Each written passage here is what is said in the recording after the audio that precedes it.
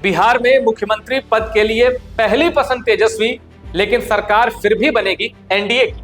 और ये बात सामने आई है जेवीसी के एक सर्वे में। अभी ये सर्वे है, इसको हकीकत से, भविष्य से बिल्कुल मत जोड़िएगा। अभी मैं जो भी चर्चा आपसे करूंगा, जो भी बातें आपको बताऊंगा, इस सर्वे के इर्द गिर्द ही रहेगी। जेवीसी का सर्वे आया है, टाइम्स नाउ पे उसको प्रसारित किया गया है।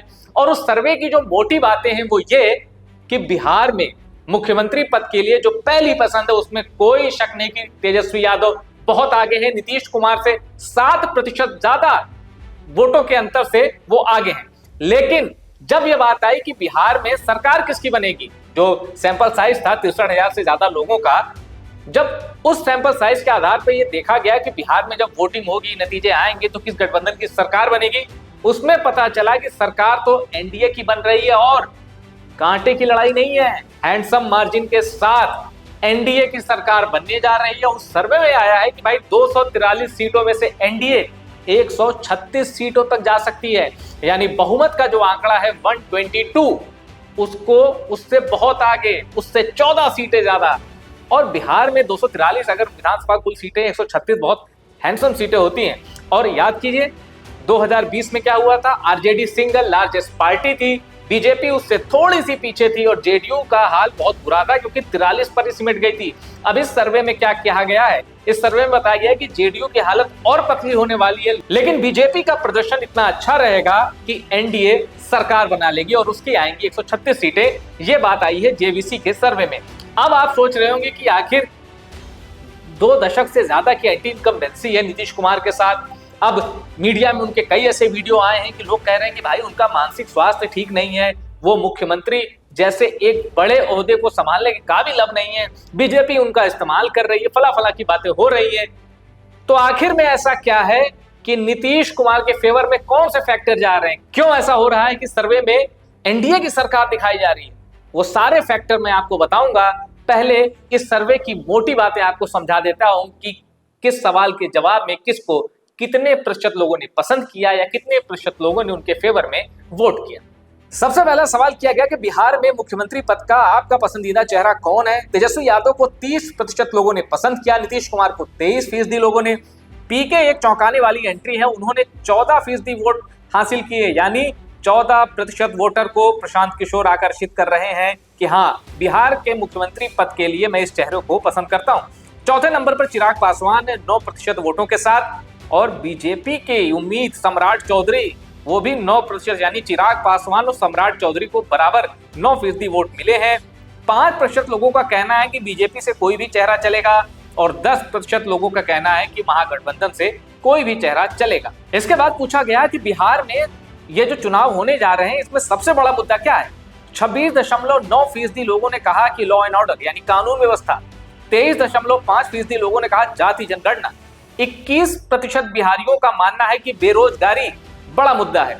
14 से ज्यादा फीसदी लोगों ने कहा कि ऑपरेशन सिंदूर और पाकिस्तान को जो करारा जवाब दिया है वो इस चुनाव में एक बड़ा इशू है। जबकि वोट चोरी के फेवर में भी 14% लोग दिखाई दिए।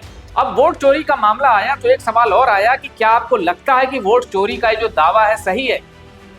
इसके जवाब में 32% लोगों ने कहा कि यह दावा सही है, जबकि 59% लोगों ने कहा कि दावा झूठा है। 9% ने कहा कि हम कुछ नहीं कह सकते।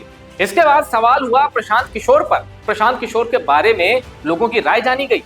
12.4% ने कहा कि बिहार में होने वाले चुनाव में प्रशांत किशोर किंग मेकर बनेंगे, यानी प्रशांत किशोर के बगैर सत्ता किसी को नहीं मिलेगी। 32.7% लोगों ने कहा कि प्रशांत किशोर खेल बिगाड़ेंगे। 43% लोगों ने कहा कि पीके के हाथ में कुछ नहीं है, वो अगले चुनाव की तैयारी करें। जबकि 11.6% लोगों ने कहा कि 2025 में प्रशांत किशोर सरकार बना लेंगे। यानी एक पार्टी जो कि अभी नई नई बिहार में आई है उसको 10% से ज्यादा लोग ये कह रहे हैं कि 2025 में सरकार बना लेंगे।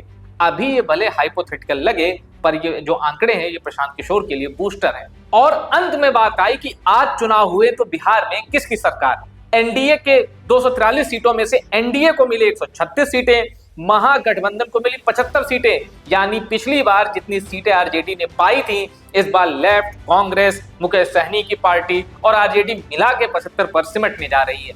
अन्य कोई सर्वे में 6 सीटें दी गई हैं, जबकि कांटे की टक्कर वाली सीटों को 26 की गिनती में रखा गया है, यानी ये 26 किधर भी जा सकती हैं। यानी ये जो 136 का आंकड़ा आपका एनडीए का दिख रहा है ना, ये बढ़ भी सकता है और महागठबंधन का जो 75 का आंकड़ा है वो भी बढ़ सकता है। यानी जेवीसी के सर्वे की बात माने तो बिहार चुनाव में जो टीआरपी है ना, टीआरपी यानी T for Tejashwi, R for Rahul and P for पीके।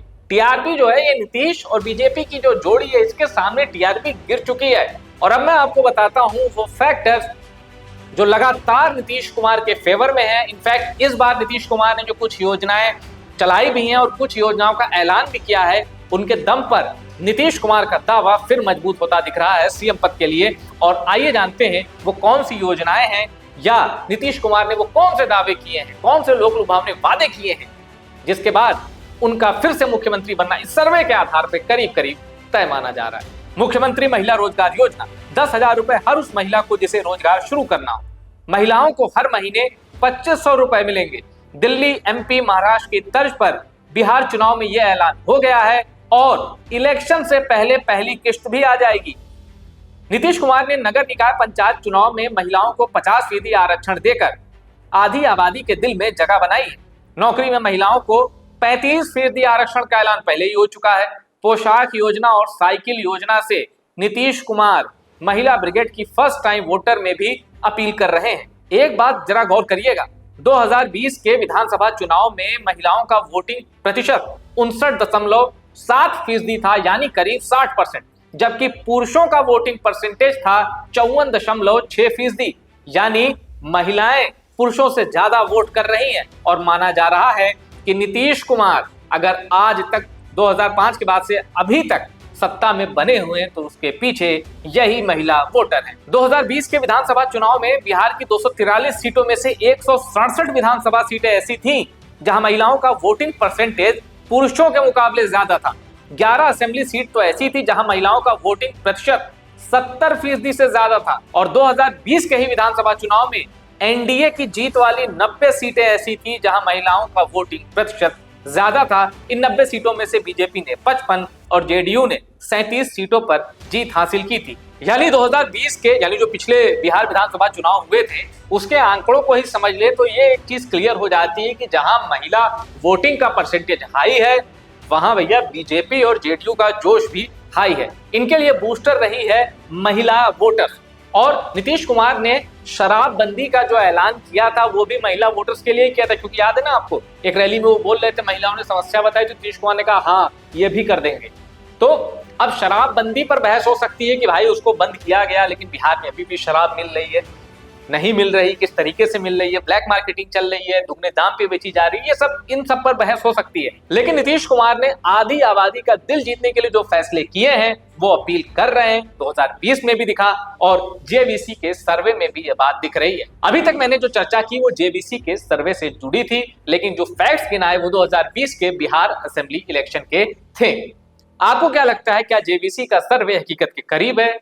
क्या 63,000 से ज्यादा सैंपल साइज में जो बातें सामने आई है वही 2025 के बिहार विधानसभा चुनाव में होने जा रहा है, या फिर ये सर्वे, इस सर्वे को भी आप खारिज करते हैं और आपको लगता है कि बिहार में महागठबंधन की सरकार बनेगी, तेजस्वी यादव मुख्यमंत्री बनेंगे, या फिर आपको लगता है कि बीजेपी खेला करेगी, एनडीए की सरकार बनेगी, नीतीश कुमार लेकिन मुख्यमंत्री नहीं बनेंगे? बिहार चुनाव को लेकर आपका जो भी आकलन है, जो भी प्रेडिक्शन है, उसको कमेंट करके बताइएगा। और ये भी बताइएगा कि 2025 में विधानसभा चुनाव के बाद बिहार का अगला मुख्यमंत्री कौन होगा, उसका नाम कमेंट करके जरूर बताइएगा। टॉप सीक्रेट की रिपोर्ट पसंद आई हो इसको शेयर करिएगा और टॉप सीक्रेट को सब्सक्राइब जरूर करिए।